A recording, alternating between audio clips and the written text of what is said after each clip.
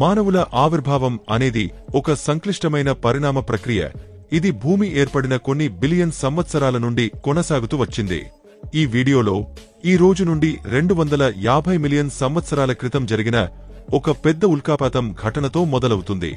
ఈ ఉల్క భూమిని తాకడం వల్ల ఏర్పడిన పొగ, విషవాయువులు సూర్యకాంతిని పూర్తిగా అడ్డుకున్నాయి.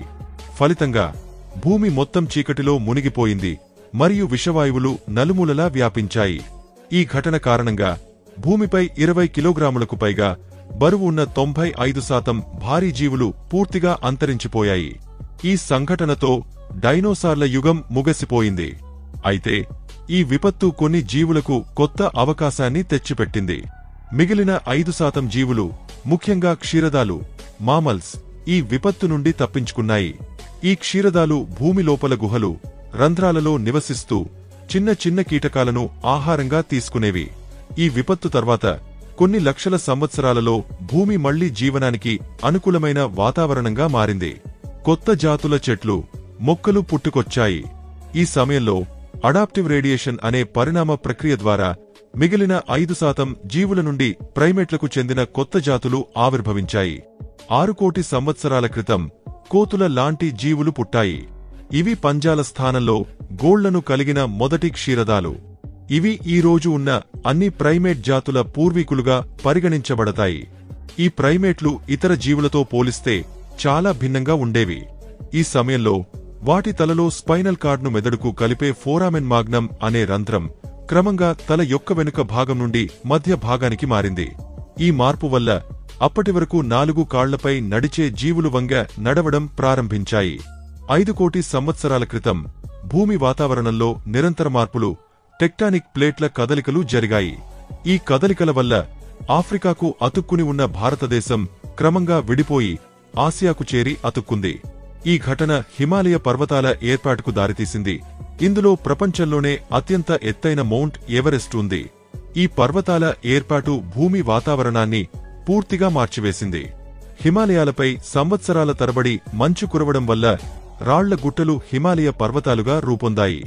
ఈ పర్వతాల శిఖరాలపై చల్లని ఉష్ణోగ్రతలు, తక్కువ బాష్పీభవనం, గాలిలో అధిక తేమ కారణంగా మంచు, మేఘాలు ఏర్పడ్డాయి. ఈ పర్వతాల నుండి హరించిన నదులు మానవ జీవన వికాసానికి, ఇతర జీవులకు ఎంతో ఉపయోగపడ్డాయి. 4 కోటి సంవత్సరాల క్రితం గ్లోబల్ వార్మింగ్ చల్లబడటం, గడ్డి మైదానాలు ఏర్పడటం, అడవులు క్షీణించడం ప్రారంభమైంది. ఈ పరిస్థితులలో ప్రైమేట్ల నుండి కొత్త జాతి జీవులు ఆవిర్భవించాయి. 3 కోటి 50 లక్షల సంవత్సరాల క్రితం ఆఫ్రికా తూర్పు ప్రాంతంలో రిఫ్ట్ వ్యాలీ అనే పర్వత శ్రేణులు ఏర్పడ్డాయి. 2 కోటి సంవత్సరాల క్రితం టెక్టానిక్ ప్లేట్ల కదలికల వల్ల భూమి 7 ఖండాలుగా విడిపోయింది. ఈ కాలంలో జీవనానికి అవసరమైన అన్ని సౌకర్యాలు, తాగడానికి నదులు, తినడానికి పండ్లు, ప్రశాంతమైన వాతావరణం అందుబాటులోకి వచ్చాయి. 2 కోటి 50 లక్షల సంవత్సరాల క్రితం మన పూర్వీకులు భూమిపై కాకుండా చెట్ల కొమ్మలపై నడవడం నేర్చుకున్నారు. వాతావరణ మార్పుల కారణంగా 6 మిలియన్ సంవత్సరాల క్రితం గ్రేట్ ఏప్ల జాతి నుండి చింపాంజీలు, గొరిల్లాలు, సాహెలాంథ్రోపస్ జాతులు పరిణామం చెందాయి. ఈ సాహెలాంథ్రోపస్ జాతులు చెట్లపై నడవడం ప్రారంభించిన మొట్టమొదటి మానవ పూర్వీకులుగా పరిగణించబడతాయి. 3 కోటి 50 లక్షల సంవత్సరాల క్రితం సాహెలాంథ్రోపస్ నుండి ఆస్ట్రాలోపిథెకస్ జాతులు ఆవిర్భవించాయి.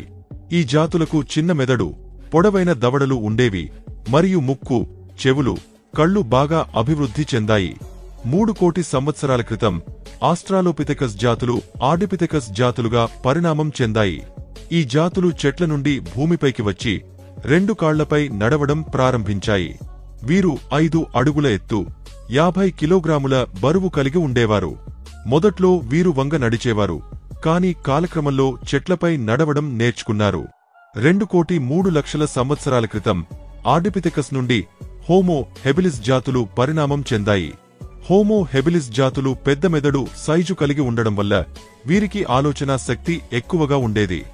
ఆఫ్రికాలోని రిఫ్ట్ వ్యాలీలో ఋతుపవనాలు ఆగిపోవడం వల్ల అడవులు, నదులు ఎండిపోయాయి. దీని కారణంగా హోమో హెబిలిస్ జాతులు రాళ్లతో ఆయుధాలను తయారు చేయడం ప్రారంభించాయి. ఈ ఆయుధాలు వారి బొటనవేలు, చేతివేళ్లను పటిష్టం చేశాయి మరియు వీటిని సమర్థవంతంగా ఉపయోగించడం నేర్చుకున్నారు. 50 లక్షల సంవత్సరాల క్రితం హోమో హెబిలిస్ నుండి హోమో గార్గిషియస్, హోమో గార్గిషియస్ నుండి హోమో ఎగాస్టర్ మరియు హోమో ఎగాస్టర్ నుండి హోమో ఎరెక్టస్ జాతులుగా పరిణామం చెందాయి. హోమో ఎరెక్టస్ జాతులు హోమో హెబిలిస్ కంటే చాలా తెలివైనవి. వీరు గుంపులుగా జంతువులను వేటాడడం, మొట్టమొదటిసారి నిప్పును ఉపయోగించడం ప్రారంభించారు.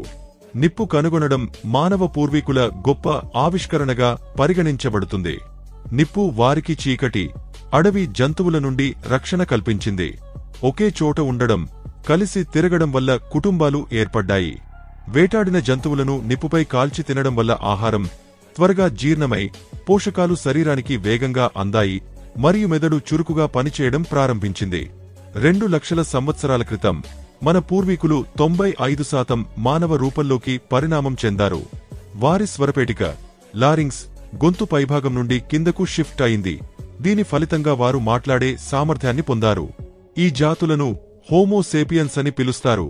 అంటే మనం 1 లక్ష సంవత్సరాల క్రితం హోమో సేపియన్స్ దూర ప్రాంతాలకు నడిచి వెళ్లగలిగే సామర్థ్యం పొందారు. వారు తమ పూర్వీకుల నుండి నేర్చుకున్న రాతి ఆయుధాలను ఉపయోగించి జంతువులను వేటాడారు. ఆలోచనా శక్తి అధికంగా ఉండడం వల్ల వారు చెట్ల ఆకులను, వేటాడిన జంతువుల చర్మాలను బట్టలుగా ఉపయోగించడం ప్రారంభించారు. అంతేకాకుండా వారు తమ సొంత భాషను ఆవిష్కరించుకొని మాట్లాడడం మొదలుపెట్టారు. 50,000 సంవత్సరాల క్రితం భూమిపై మరో హిమయుగం, ఐస్ ఏజ్ ప్రారంభమైంది. ఈ హిమయుగం ఉత్తర ధ్రువంపై ఎక్కువ ప్రభావం చూపింది. దీని కారణంగా ఉత్తర ధ్రువంలో నివసించే హోమో సేపియన్స్ దక్షిణ ధ్రువం వైపు వలస వెళ్లారు. కొంతమంది అక్కడే స్థిరపడ్డారు. 3,000 సంవత్సరాల క్రితం మానవులు భూమి యొక్క అన్ని అంచుల వరకు చేరుకున్నారు. వారు నివాస గృహాలను ఏర్పాటు చేసుకున్నారు, పంటలు పండించడం, పశువులను పెంచడం ప్రారంభించారు. మొదట్లో గుహల్లో నివసించిన వారు తర్వాత గుడిసెలు నిర్మించుకున్నారు. రాతి ఆయుధాల నుండి రాగ నుండి ఇనుము ఆయుధాల వరకు అభివృద్ధి చెందారు. అనేక అద్భుతమైన కట్టడాలు, గుళ్ళు, గోపురాలు నిర్మించారు. కులం, మతం, జాతి వంటి సామాజిక వ్యవస్థలను ఏర్పాటు చేసుకున్నారు. ఎన్నో యుద్ధాలు చేశారు, ఆవిష్కరణలు సృష్టించారు. ఇప్పుడు మనం భూమి నుండి ఆకాశం వరకు ప్రపంచాన్ని ఆధిపత్యం చేస్తున్నాం. మానవులు భూమిపై అత్యంత తెలివైన జీవులుగా గుర్తించబడ్డారు. ఇతర జీవులకు లేని ఆలోచనా శక్తి, భాష, సామాజిక వ్యవస్థలు, సాంకేతిక ఆవిష్కరణలు మానవులను విశిష్టంగా నిలబెట్టాయి. బిగ్ బ్యాంగ్ సిద్ధాంతం ప్రకారం ఒక బిందువు నుండి విశ్వం ఆవిర్భవించినట్లే మానవులు కూడా ఏకకణ జీవుల నుండి పరిణామం చెందారు. ఈ భూమిపై ఉన్న అన్ని జీవులు ఏకకణ జీవుల నుండే ఆవిర్భవించాయి. ఈ పరిణామ క్రమంలో మానవులు తమ ఆలోచనా శక్తి, సామాజిక నైపుణ్యాలు, సాంకేతిక అభివృద్ధి ద్వారా ఈ భూమిని ఆధిపత్యం చేసే స్థాయికి చేరుకున్నారు. సో ఫ్రెండ్స్, ఈ వీడియో మీకు ఎలా అనిపించింది? ఇది నచ్చితే లైక్ చేయండి. ఇలాంటి మరిన్ని వీడియోలు చూడడానికి మా ఛానల్ను ఇప్పుడే సబ్స్క్రైబ్ చేసుకుని పక్కనే ఉన్న బెల్ ఐకాన్ను యాక్టివేట్ చేసుకోండి. దీనితో మా వీడియోలను మీరు ఎప్పటికీ మిస్ కాకుండా మొదట చూడవచ్చు. Thank you friends. వీడియో చూసినందుకు ధన్యవాదాలు.